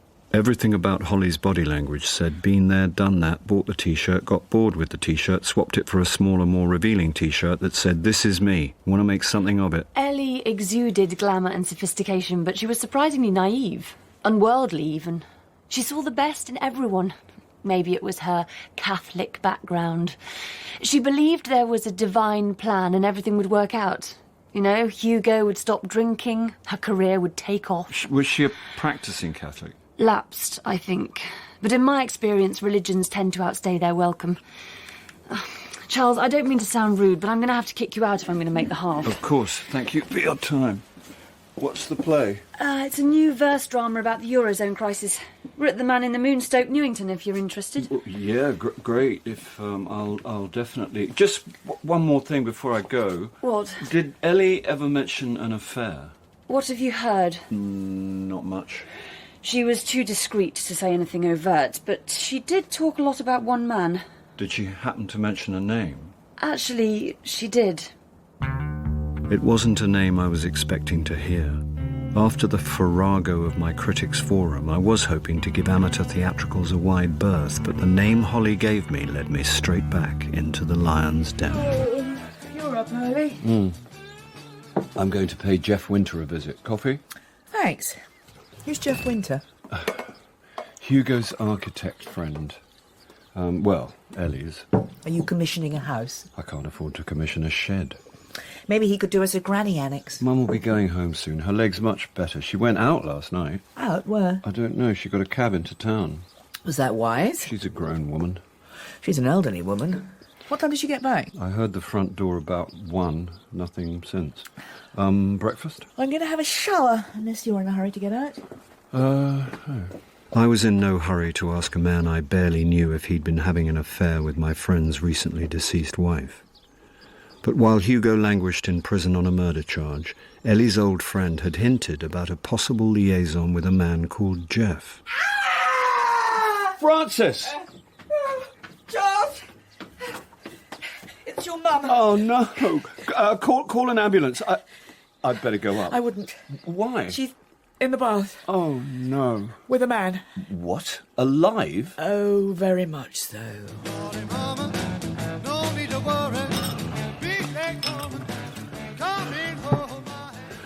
Brandy? I'm fine. I'm not. It was a bit of a shock. Well, you can say that again. I mean, were they actually... Oddly enough, I didn't stick around to find out. No, right, sure. It may have been perfectly innocent. Yeah, he popped round at 1 a.m. to clear a blocked pipe and they slipped in. It does sound like the plot of a porno video. Can we keep porn videos and my mother out of the same sentence? Sorry. Oh, here they come. See you soon. I'll call you. Bye. At least we haven't got to face him. Yeah. Well, that was unfortunate. Unfortunate? I was sure I'd locked the door. The lock has got a bit sticky. Never mind that. What did you think you were doing? Thinking wasn't really the point. At my age, there's plenty of time to think. I wanted to do for a change. Oh, please. My son, the Puritan. What about personal safety? I don't think I'll need the morning after pill. Oh. It's not safe picking up strange men. Terry's not strange. He's a painter. Good, he can decorate the outside of the house in lieu of last night's B&B. He's an artist. I've known him forever. We hadn't seen each other for years till I bumped into him last night in Soho. What were you doing in Soho? I wanted to see how much it had changed. They'd cleaned it up a lot. Anyway, I was having a drink in the French house. What were you doing in the French house? And who should walk in but Terry? We had a few drinks, went to a lovely little Thai place. Then he insisted on bringing me home. But it was very late, so I said he could stay the night, and, well... One thing led to another. I'm sorry we gave you a shock, Francis. That's okay. Is it? Leave it, Charles. Excuse me, but when you're staying under someone else's roof... It's my roof, and don't be a hypocrite. Obviously it wasn't planned. Obviously. And as I've been sleeping on the sofa bed, the sitting room was out of the question. I suppose that's something. Not having it off in your sitting room is something, is it? Having it off? Are we in a 70s sitcom? Psychically, he's never left the 70s. Deep down, he still thinks of women as chicks. I beg your pardon. Look at you, standing there with a face like Oliver Cromwell sucking a lemon. Joan's right. Clearly, I'm the only one who finds this at all bothersome, so I'm going to leave you to have your fun.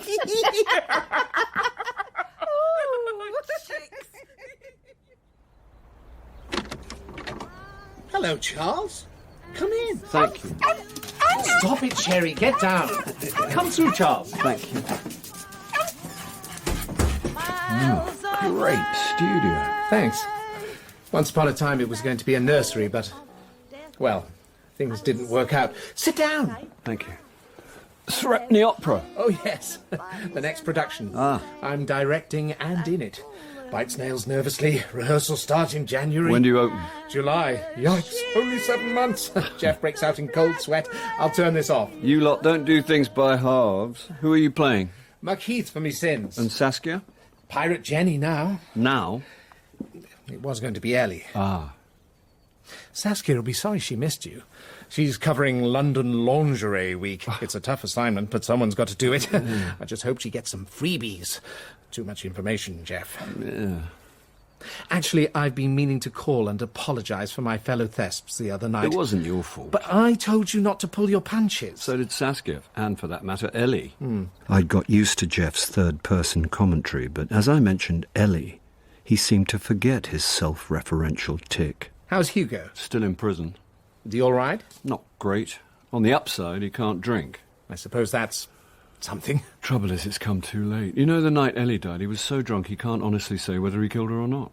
I can't believe he did, can you? He's a liability, but I don't believe he's a murderer. That's why I'm asking around, seeing if I can come up with anything that might help. Yesterday, I went to see an old drama school friend of Ellie's. Oh, yes?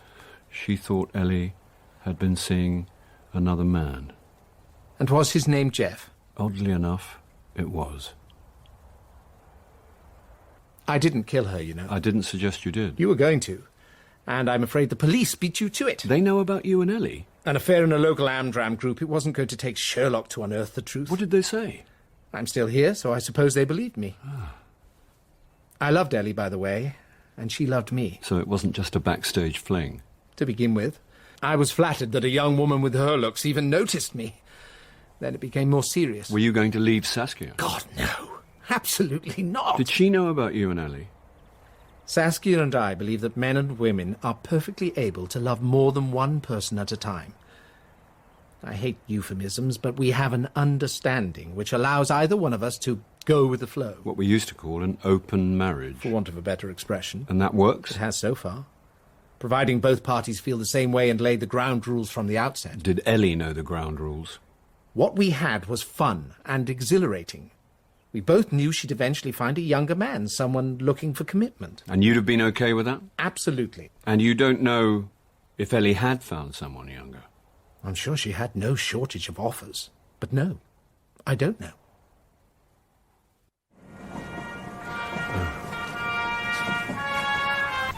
Hello, Morris. Remember that film you were so dismissive about? The low-budget short. It transpires the director's fat cat dad was so racked with guilt by his disgraceful bonus, he decided to salve his conscience by investing lashings of lucre in his daughter's cinematic debut. Saving his soul and assuring himself a place at the top table in the kingdom of heaven. God is the one number I don't have on my phone, but I did manage to schmooze you a casting, and unless they get who they really want, I reckon the job's yours. That was so nearly a compliment. You want work and compliments? I now feel very slightly guilty. Why so? Not telling you about Hugo's voice job. Oh, tish-tush, water under the bridge. Let's hear no more about it. By the way, have you been paid yet? No, it's only a small company, and As Hugo's in prison, I feel awkward hassling them for payment. I wouldn't. I'll happily hassle them for you, if you like. I hassle before breakfast. It's meat and drink to me. It's why I was put on this earth. But the contract was made out directly to me. Oh, don't worry about that. Well, now I feel even worse. I must say, it's very decent of you, Morris. Not at all. I'll get on to them straightway. Shove a rocket up them. That'd be great. No probs. Just send me a cheque for 10% and don't forget VAT's at 20 now. Ciao. Francis? Anyone home? Mother? Joan's out and I'm in here. Ah. Any naked artists lurking in the bathroom? It's been pleasingly dull and uneventful since this morning's little fracas. Good. I want a drink and I want it now. Want or need? Yeah, don't get semantic on my ass. I'm not in the mood. Did Jeff What's-His-Name tell you to mind your own business? Jeff Winter, and he was surprisingly unapologetic for a man who'd been cuckolding Hugo. So, Eddie's friend was right. Holly, yeah, bang on the money, not that it helps Hugo. Jeff was very upfront, reckons he and his wife have an understanding. Maybe she's not as understanding as her husband thinks. Ah. Jealousy's a powerful emotion, unless you buy into this open marriage stuff. Tricky. What is? Tackle Saskia or go back to Holly, see if there's anything she didn't tell me. What would you do in my shoes? You're asking me to imagine being an actor with too much time on his hands. And a friend in prison who may not be guilty. I'd go back and talk to Holly, see if she held anything back. Why would she? Because you're an actor, not a cop. Good point. After that, I'd have a chat with the understanding wife, find out just how understanding she really is. Now, I think I will have that drink. Ah. Hello? Holly, it's Charles Paris. Sorry to bother you again. Listen, Charles, I'm actually in my dressing room. Is this the verse drama about the Eurozone crisis? Yeah. How's it going? We're not going to break even. Ironically. I don't mean to be rude, Charles, but I'm on stage in 5 minutes. Absolutely sorry. I realise there's no reason for you to tell me anything about Ellie you don't want to. What else do you want to know? Well, that's the thing. I don't really know. Holly? Are you still there? Okay, if she was still alive, I wouldn't dream of mentioning this, but I suppose it doesn't matter now. Ellie wasn't religious. On the other hand, what is it the Jesuits say? Give me the child... Give me the child till he's 7 and I'll show you the man. Or in this case, woman. When we were students, Ellie and I used to have these late-nighters. All cheap wine and big thoughts. That's what students are for. After 2 bottles of Blue Nun, I used to turn into Wittgenstein. Oh, I remember one night we got onto abortion, and I was really surprised how pro-life she was. I mean, I was just taking a position, but Ellie was very hot under the collar, and she got really angry when I put it down to her Catholic upbringing. Anyway, recently we had lunch, and I was a bit edgy when the subject came up again, but her attitude was very different. She asked if I'd ever had a termination, but she wasn't judgmental, more enquiring. You think she was pregnant? She didn't say, and I didn't ask. I just sensed a change in attitude. Sorry, Charles, I've really got to go. Yeah. And then I remembered the rosary in the jewellery drawer. But it begged a question, and the keeper of the answer was banged up. Oh, it's good to see you, Charlie. How's it going? Oh, they've discovered I'm a man of letters. You run a voiceover company. Well, by their standards, I'm Marcel Proust now. Become a bit of a favourite with some of the lads. Is that a good thing? Well, rather have them as my friends. Yeah, I suppose so. Any word on the trial? Not yet. Well, solicitor puts a brave face on things. Some days I feel quite optimistic. And then I lie awake thinking about Ellie and what happened and if me dying would bring her back. Don't talk like that, Hugo. Can I ask you something about Ellie? Oh, you can ask, but my memory's so shot. How Catholic was she? Well, she didn't practice. Mind you know what they say, give me the child till he's 7. It was the second time I'd heard that in the past 24 hours. One more thing, it's rather personal. Yeah, go on. Was she pregnant? Not that I knew. But as we're putting it all out there, let me tell you, I was drinking so much the past few months, our sex life was practically non-existent. So, if you think she was pregnant... Well, like I say, Hugo, I'm just trying to make sense of things. Why are you looking at lingerie online? I'm not.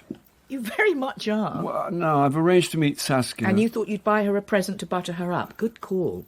I'd go for the gold bustier. She's covering London Lingerie Week. The lingerie isn't covering very much. I think that's the idea of lingerie. You've become quite an expert. I'm a man, it's genetic. Anyway, I'm looking up the address of a club called Casbah Nights. What's this? Charles looking at lingerie. Oh. I used to have something like that in Coral. I can't do pinks. Used to drive your father into a frenzy. Oh, please. Amazing what a piece of silk can do to a man. That's it.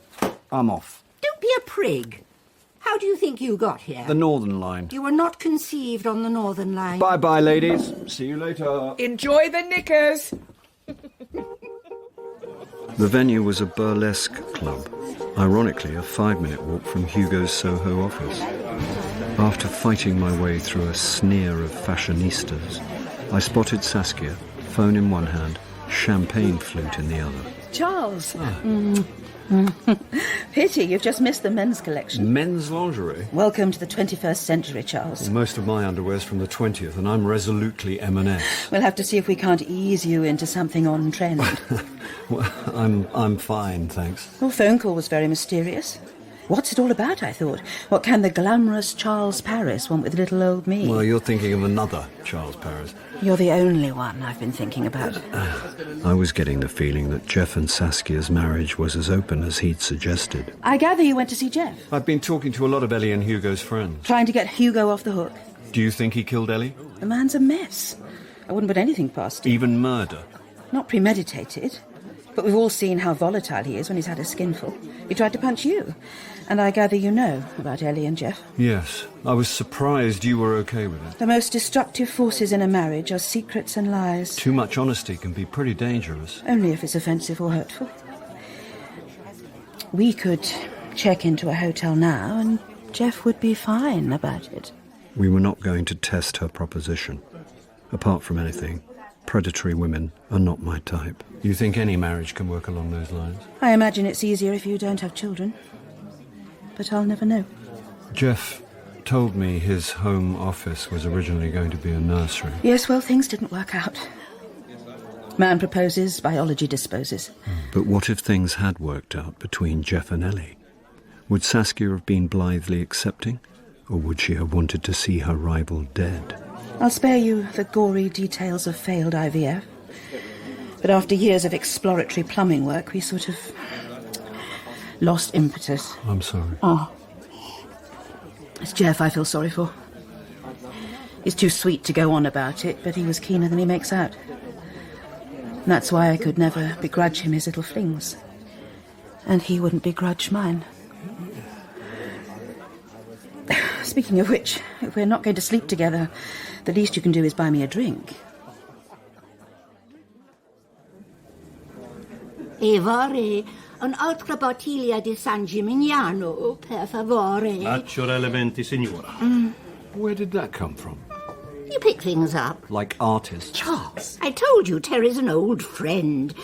If you're going to be like this all evening... Okay, I'm sorry. It's extremely generous of Joan to take us out for dinner. Oh, it's my way of saying thank you. My leg's a lot better and I can't rely on you two forever, so I think it's time I went home. Good for you. Charles, are you sure you're up to it, Joan? Of course she is. I'll be fine. Terry's offered to give me a hand. Oh, that's nice. And that way, we don't have to worry about being caught in flagrante delicto. Oh, it's so easy to wind up. For a man of the world, you can be remarkably hidebound by bourgeois convention. Said the telegraph-reading boho. Oh, you've got everybody labelled, haven't you? Let's keep it down, boys and girls. Men are this, women are that, old people are something else. That's not true. When a woman gets her senior citizen's rail card, they don't reissue her maidenhead. Oh, God. Il suo vino, signora? No, grazie. Lasci pure la bottiglia. Ci pensiamo noi. Va bene. He's rather gorgeous, don't you think, Francis? A touch of Caravaggio about the lips. Pour the wine, Charles. Yeah. Still playing detective, are you? I'm just trying to help an old friend. And what have you discovered so far? That Ellie was a lapsed Catholic having an affair with Jeff, whose wife didn't mind because they had an open marriage. That's balls, for starters. Did you even find out if Ellie was pregnant? No, but Saskia confirmed what Jeff had said about them trying for a family. Oh, there you are. The wife did it. End of case. What if Ellie wasn't pregnant? She doesn't need to have been. She might have told Jeff she was to provoke some action, or she might have thought she was pregnant. Either way, if he told his barren wife that he'd got his mistress up I the don't think we duff, say barren anymore. it would be enough to tip the woman over the edge. She sees red and kills the fertile object of his desire. There's certainly a ring of Greek tragedy about it. That's not a bad theory. Thank you. Except Jeff told me he'd never leave Saskia. A man says he'd never leave his wife, then leaves his wife. What do you think, Francis? I've never heard anything so preposterous. Okay, point taken. Mark my words, the wife did it. If I'm right, the next dinner's on you. In fact, you owe me one after I saved you from getting arrested at Hugo's house. What? Where's my whitebait? Are they waiting for the trawler to come in? The next morning brought a mild hangover, which was quickly cured by the postman. Yes. Are you all right? I am now. The fees come through from Hugo's Sport and Dry commercial. Look. Are you sure the decimal point's in the right place? Looks like the Milky Bars are on me. Hello? Hugo from prison. Hugo. Yeah, after you left, I started stewing on what you said. Well, I didn't mean to upset you. No, you were only trying to help. Anyway, I spoke to my lawyer. The post-mortem said Ellie wasn't pregnant. She had been, but she lost it. Oh, I don't know what to say. I'm so sorry. Well, it's not your fault she had an affair. God, if I'd been married to me, I'd have bailed out long ago. Hugo's words were still in my head as I waited in Jeff and Saskia's porch. Shut up, Sherry. Charles, what a lovely surprise. Come through. Were you just in the area? Actually, I came to see you. Did you? I'm flattered, although I think you should know Jeff's here. She didn't need to tell me. Lottie Lenya's dulcet tones announced that he was in the house. The show's taking up so much of his time, I'm going to need a diversion. I think you might be it. Well, I'm not sure I can offer the kind of diversion you're after. I'll be the judge of that. You'll have your work cut out rehearsing Pirate Jenny. I've already learnt my lines. Want to test me? I hear they were going to be Ellie's lines. Don't think me rude, Charles, but if you're not here for recreation... My friend is being charged with the murder of his wife, and I think he's innocent. Oh, please tell me you don't think I murdered Ellie for a part in a show. No, I think you murdered her because she was pregnant. What? Excuse me a minute. Jeff! Hello? Down here! Now! What's the matter? Oh. Charles? Sass, what's wrong? Was Ellie pregnant? You bastard. He's not the bastard, you bastard! Sticking your snout in. Why didn't you tell me? I didn't want to upset you. Well, that worked. I was scared you'd think I was going to leave you. While a marriage fractured before my eyes, my brain scampered round its wheel, trying to catch up. You mean you weren't going to leave me? Never. You know that, Sass. Don't sass me. She wanted me to, but I said it wasn't going to happen. I even tried to get her to have an abortion. You did what? After everything we went through? But it wasn't us. It was her. She was going to ruin everything. Anyway, she refused. Give me the child till she's 7. What? Sorry. She was sick of Hugo. She wanted to start over with me and her baby. When I said no, she threatened me, said if I didn't tell you, she would. I kept saying I'd never leave you for her or her baby. What do you mean, her baby? It wasn't an immaculate conception. I didn't mean to hurt her, but she could be a piece of work. Everyone saw the sweet-natured angel, but she had this way of pushing me. What are you saying? It was an accident. Oh, no. The night I went over, she was in a foul mood with Hugo. He was unconscious, smashed out of his mind. She was like a banshee, all tears and rage, kept yelling at me. I hope you're happy now. I didn't know what was happening. She went out to get some logs for the fire. I followed, but every time I tried to speak, she just bit my head off, shouting, screaming, swearing. I don't believe what I'm hearing. I didn't mean to. I just lost it, grabbed her.